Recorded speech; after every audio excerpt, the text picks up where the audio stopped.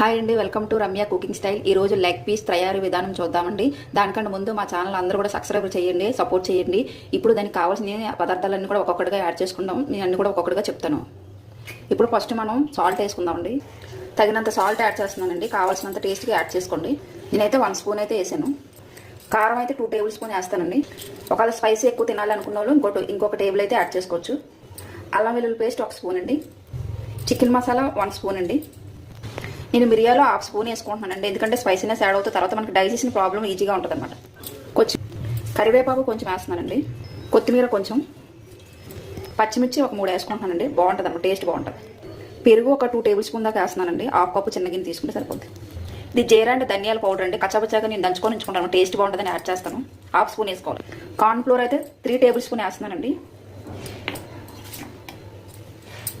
1/2 అయితే లెమన్ రసం వేస్తున్నాను. మనం ఆల్రెడీ పెరిగేసాం కాబట్టి ఇదైతే 1/2 అయితే సరిపోద్దండి. 2 ఎగ్స్ అయితే తీసుకుంటున్నాను, ఎందుకంటే కేజీ చికెన్ తీసుకున్నాం కాబట్టి. రెడ్ కలర్ ఫుడ్ కలర్ అయితే కొంచెం వేసుకుంటున్నానండి, కలర్ఫుల్గా ఉంటుంది.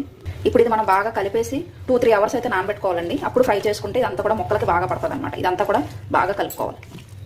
చూసారు కదండి, ఇలా కలుపుకున్నాం కదా. ఇప్పుడు మనం ఒక 2 టేబుల్ స్పూన్ దాకా మనం శనగపిండి అయితే వేసుకుందాం, 1/2 కప్పు. శనగపిండి వేయడం వల్ల కూడా చాలా టేస్ట్ వస్తుంది అండి, ముక్కలకి బాగా పడుతుంది అనమాట. ఇప్పుడు ఇది బాగా కలిపేసి ఉంచుకుందాం. ఇలా మొత్తం కలిపేసి ఉంచుకోవాలండి. మినిమం 2-3 అవర్స్ అయితే నానాలండి, బాగా పడుతుంది ముక్కలకి. ఇప్పుడైతే నేను ఇది మూత పెట్టి ఉంచుకుంటున్నాను. ఒకవేళ ఎప్పుడైనా సరే మీరు మధ్యాహ్నం చేసుకున్నారంటే మార్నింగ్ కలిపేసి ఉంచేసుకోవచ్చు, 8 to 9 o'clock మధ్యలోని. ఒకవేళ నైట్ చేసుకుంటారు అనుకుంటే 2-3 o'clock, మధ్యాహ్నం 2-3 o'clockకి కలిపేసి పెట్టుకుంటే అది బాగా పడుతుందండి ముక్కలకి. ఎంత బాగా పడితే అంత మంచి టేస్ట్ వస్తుందండి. ఇలా ట్రై చేయండి, చాలా బాగుంటుంది. ఇది నానిన తర్వాత మనం ఫ్రై చేసుకుందాం. ఒక 2 అవర్స్ అయితే వదిలేయాలి దీన్ని. ఇప్పుడు దీన్ని మూత పెట్టేసి ఉంచుకుందాం, ఓకేనండి. ఇప్పుడు మనం ప్యాన్ పెట్టుకుని దాంట్లో ఆయిల్ హీట్ చేసుకుందామండి. ఆయిల్ అయితే వేస్తున్నానండి. ఆయిల్ ఏమో మనం కొంచెం వేసుకుంటే సరిపోద్దండి, మరీ డీప్ ఫ్రై కావాల్సినంత ఆయిల్ అవసరం లేదు. చికెన్ ఫ్రై అవ్వడానికి కావాల్సినంత ఆయిల్ వేసుకున్నానండి. ఇప్పుడు మనం చికెన్ కలిపి పెట్టుకున్నాం కదండి, దాన్ని చూద్దాము. చూసారు కదండి ఎలాగైందో, కలర్ఫుల్గా కనిపిస్తుంది కదండి. ఇప్పుడు దీన్ని మళ్ళీ ఒకసారి కలుపుకుందాం. సాల్ట్ అయితే చెక్ చేసుకోండి. సాల్ట్ ఒకవేళ చాలకపోతే మాత్రం యాడ్ చేసుకోవచ్చు, ఓకేనండి.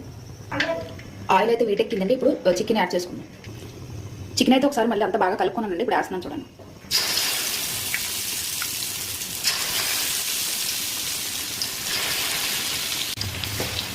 ఇలానే మొత్తం అన్నీ వేసుకొని మీడియం ఫ్లేమ్లో పెట్టుకొని ఫ్రై చేసుకోవాలండి. ఇవన్నీ కూడా అలాగా ఉంచుదామండి. కొంచెం ఒక 2 minutes ఉంచితే ఫ్రై అవుతాయి అనమాట. మరి హైలో పెట్టకండి, ఎందుకంటే లోపల చికెన్ ఉడకదనమాట. పైన ఫ్రై అయిపోతుంది, లోపల ఉడకదు. మీడియం ఫ్లేమ్లో పెట్టుకొని ఉడికించుకోవాలి, ఓకేనండి.